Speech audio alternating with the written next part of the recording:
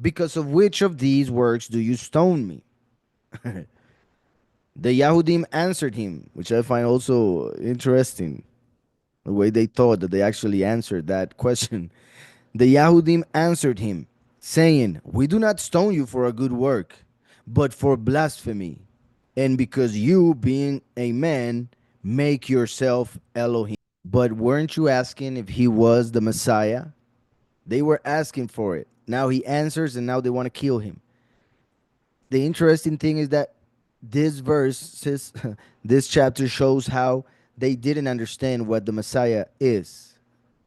They still don't understand what the Messiah is, because they asked if he was the Messiah, and he actually told them that he is the Messiah by telling them that he is one with the Father.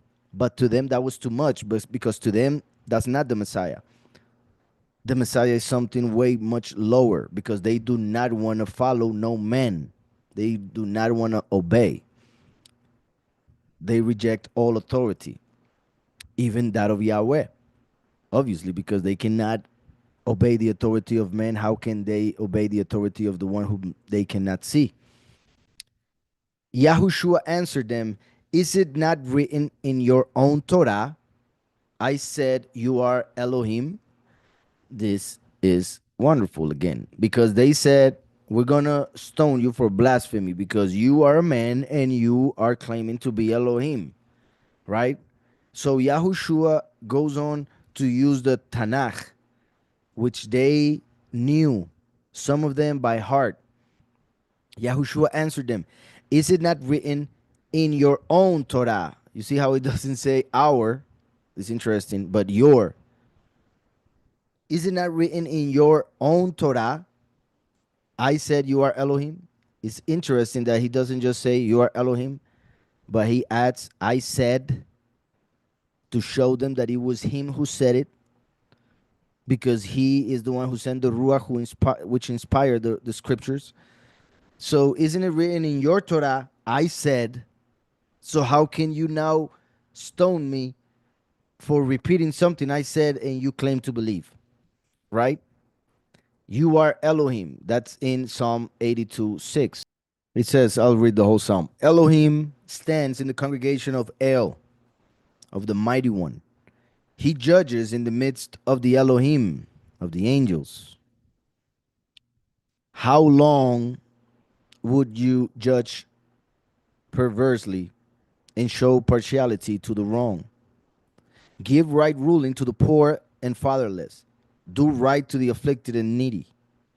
Rescue the poor and needy. Deliver them from the hand of the wrong. They do not know, nor do they understand, just like we are seeing in this chapter of John. They do not know, they do not understand. They walk about in darkness, they are blinded by their sin, as he said that he came to give sight to the blind, yet they were blind. All the foundations of the earth are shaken. I, I said, you are Elohim, and all of you are sons of the Most High. But as men you die and fall as one of the heads. Now, this is interesting because he's actually talking to angels. That's why he's saying, but as men you die, because they were not men. So they had to die like men. So it connects to the angels that come to the earth, become men so that they can die. And fall as one of the heads, as one of those leaders of angels that fell. That's why John the Baptist, who represents Hillel, got his head cut off to represent that Lucifer fell. And then another interpretation is the fact that it's talking to men. That's why the Torah, in this case, the Psalms, were given to men. So by saying, I say you are Elohim, is also directed to men, in this case, judges. That's why it was talking about doing right ruling. So the title Elohim fits judges, people, humans with authority. All of you are sons of the Most High, but as men you die and fall as one of the heads. Arise, O Elohim, judge the earth, for you shall possess all the nations. So you see how the end of this psalm connects to the end of time, of this reality, because it is when Yahweh will finally possess all the nations, which are the other sheep that need to be united with the sheep that Yahushua came to bring through the first manifestation, becoming the door also for the Gentiles to enter. So we see, judge the earth, end times, for you shall possess all the nations. That's end times as well. And Yahushua is making reference to that when the feast of Hanukkah was happening, after he spoke about being the good shepherd and is acting as the good shepherd. Yahushua answered them, is it not written in your own Torah? I said, you are Elohim.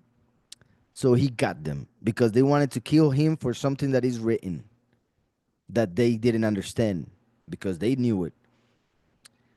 If he called them Elohim, to whom the word of Elohim came, because, like I just mentioned, even though he was talking to the angels, those verses were written and given to men. So he's also talking to men, in this case, judges.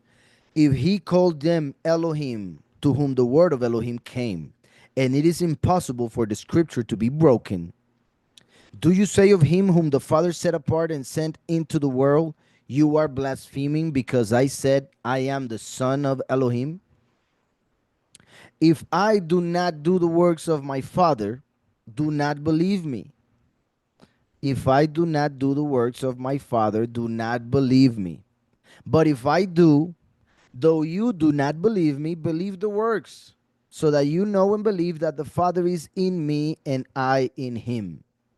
Right? If you don't want to believe me, at least believe the works that I do. Those powerful miracles should show you that the Father is in me. So if you don't want to believe me, believe the Father who is in me.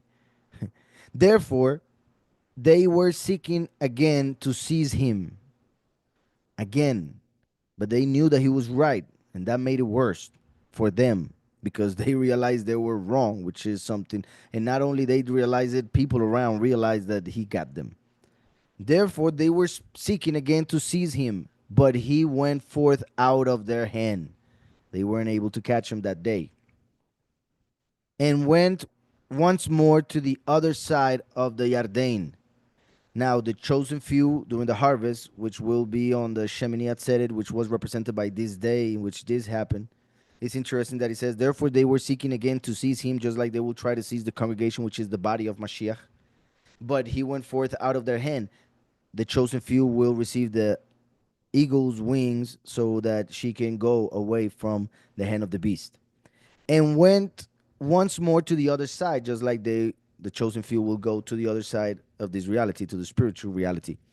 And once more, and went once more to the other side of the Yarden, to the place where Yahuhanan was immersing at first.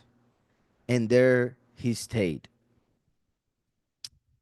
Now it's interesting, now that I think about it, that I mentioned Yahuhanan, John the Baptist represents Halel. Halel is in the second heaven. He will be expelled from it in Revelation 12.